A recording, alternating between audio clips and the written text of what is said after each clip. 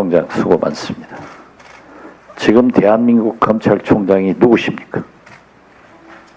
법무부 장관이 누구십니까? 세상에서는 우병우 민정수석이 법무부 장관과 검찰총장을 겸직하고 있다, 이렇게 얘기를 합니다. 지금 총장의 후배들이 뒤에 배석하고 계십니다.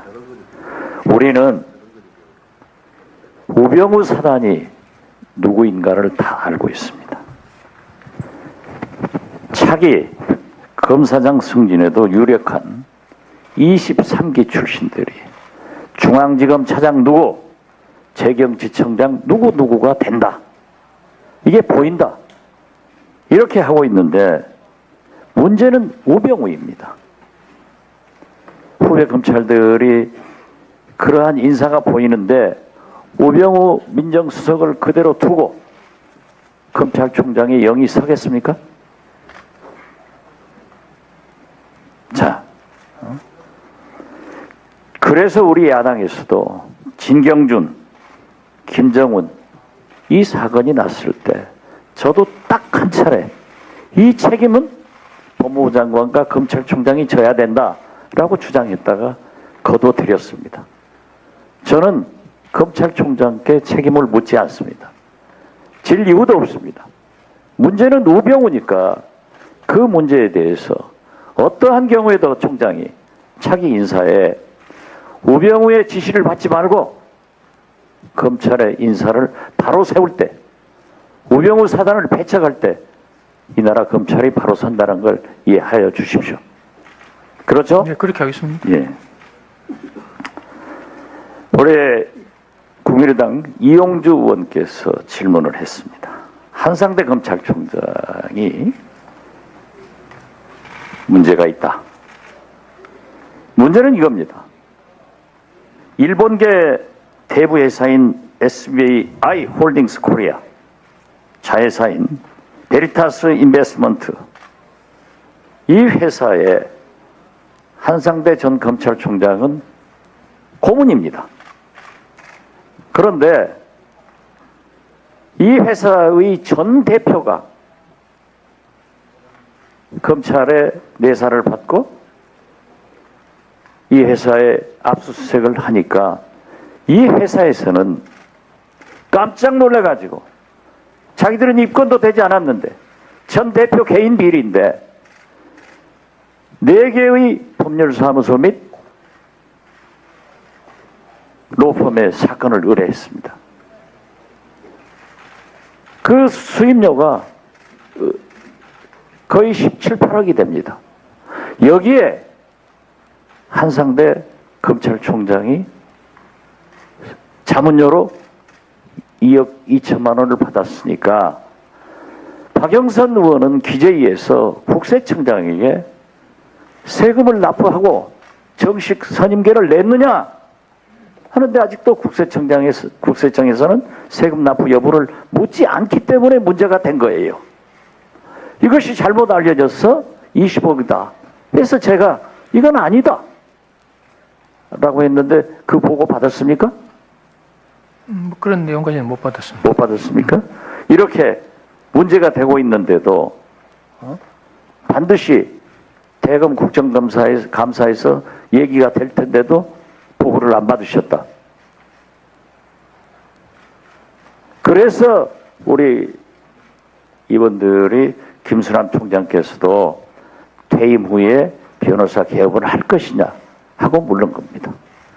대한민국 검찰총장을 지내신 분이 일본계 대부회사의 법률 고문도 맡는 것도 일반 변호사 같으면 괜찮습니다. 그러나 저는 도덕적으로 의심이 됩니다. 꼭 이렇게까지 해야 되는가? 그리고 사건도 되지 않은 그 회사에서 과연 2억이 넘는, 제가 볼 때는 2천만 원 부가세까지 받은 것 같아요. 고문이 사건 수임도 안 나고 전 대표가 하는데 이쪽 회사에서는 화들짝 놀라서 하는 이러한 일이 검찰총장이 한다고 하면은, 전 검찰총장이 한다면은 도덕적으로 용납이 되겠느냐 이겁니다. 총장 어떻게 생각하세요?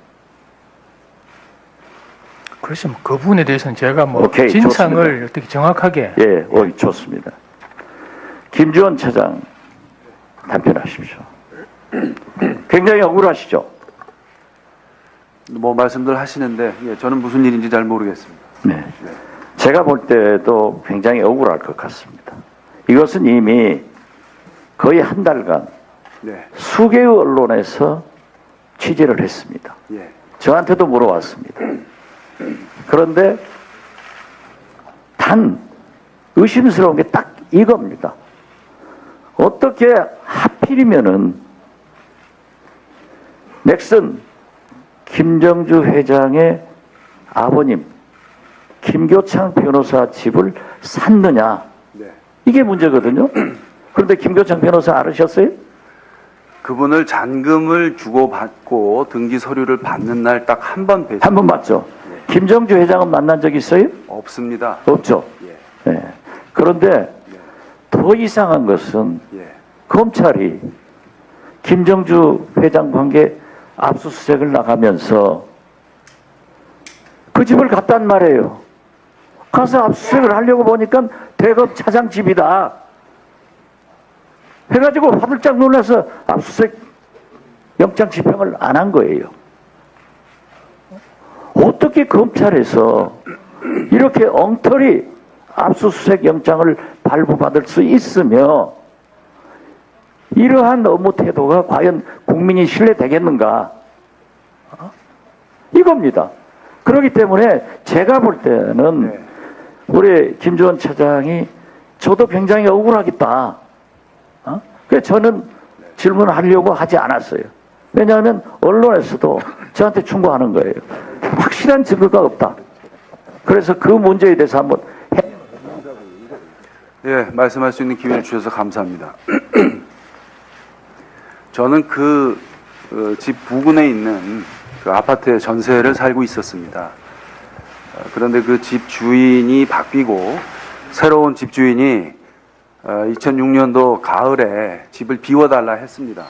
그래서 아이들 학교 문제도 있고 멀리 갈 수 없는 형편이라 그 집 단지 내에 있는 부동산에 새로 살 집을 그렇게 찾기 시작했고, 또 다른 그 부동산과 연결해서 뭐 지금 살고 있는 집을 소개받게 됩니다.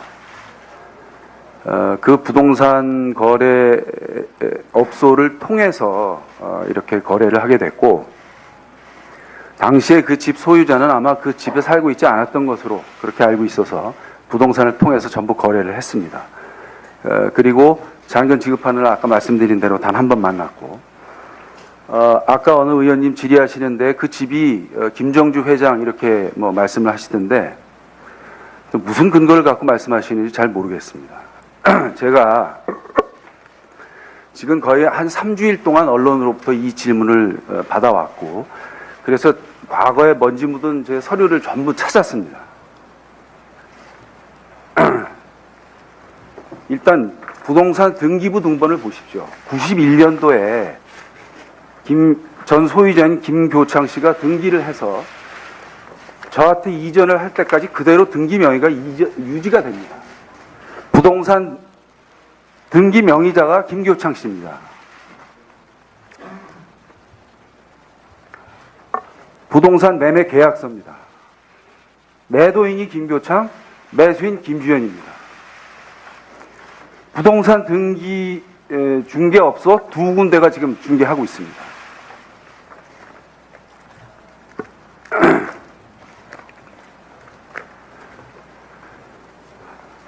제가 송금합니다. 계좌 명의자 김교창, 보낸 사람 김주현. 마지막 날 김교창 씨로부터 제가 잔금을 주고 영수증을 받습니다. 자필로 돼 있는 영수증입니다. 김정주가 어디 나옵니까?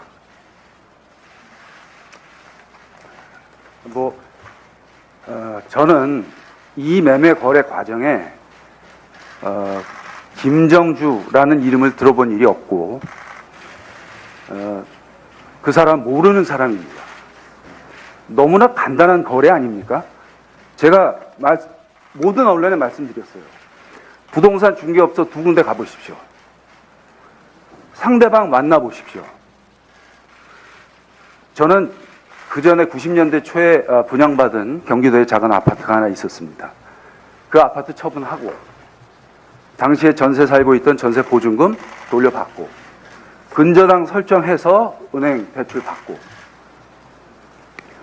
돈을 마련했습니다. 이렇게 설명하니까 이 집 사는 거하고 저 집 파는 거하고 사이에 차이가 생기는데 그건 어떻게 된 겁니까? 그리고 대출을 받았지요. 대출 받았다고 말씀드리고 제가 대출 통장을 2개를 만듭니다. 하나는 근저당 설정을 한 대출이고 하나는 시차를 극복하기 위한 신용 대출입니다. 3억 원이 넘는 돈을 이걸로 빌려서 당시 이율인 8점 몇 %가 되는 이율을 지급했습니다. 제가 더 설명해야 합니까? 이 얘기를 지금 3주일 동안 제가 모든 언론에 말씀을 드렸습니다. 그런 점을 좀 참고해 주시기 바랍니다.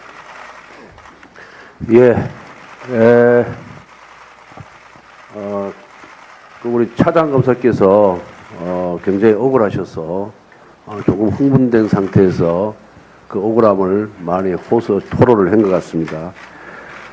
잘 새겨서 들어주시기를 부탁드리겠습니다. 제가 이제 위원장이 아니고 우리 법사위원 자격으로 저도 7분 동안 질의를 하도록 하겠습니다.